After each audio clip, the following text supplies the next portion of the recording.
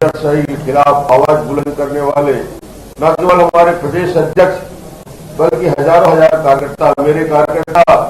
मेरी दाई तरफ बैठे हैं। जिस प्रकार लाठियों से मारा गया, जिस प्रकार बेरहमी से बैठक में बैठे हुए वरिष्ठ कार्यकर्ताओं के साथ बदतमीजी की, इसमें मुख्यमंत्री के अंदर थोड़ी भी शर्म है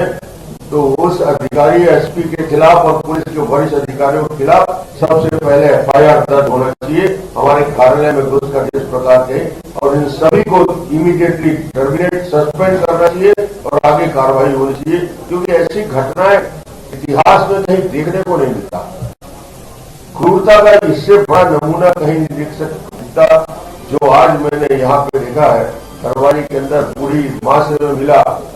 घर के परिवार वाले आज भी उनकी आंख में आंसू है। इस प्रकार का पुलिस के लिए व्यवहार किसी सरकार में होगा, ये समझ लीजिए कि वो उल्टी गिनती उसकी शुरू हो गई है और वो जाने के दिन उनके आ गए हैं। ये सरकार का,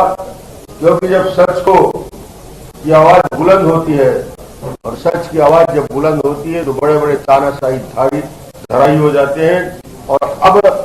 एक तानाशाह को धाराशाही होने का समय आ गया है, वो मुख्यमंत्री चंद्रशेखर राव है, जिसको निश्चित रूप से उल्टी गिनती शुरू हो गई है। मैं इस यात्रा में पहले भी आया, मैं प्रजा संग्राम यात्रा में आया था, उस समय मैंने देखा था वातावरण, और मैं आज दावे के साथ कह सकता हूं कि तेलंगाना की हवा बदल रही है और टीआरएस की चेहरे की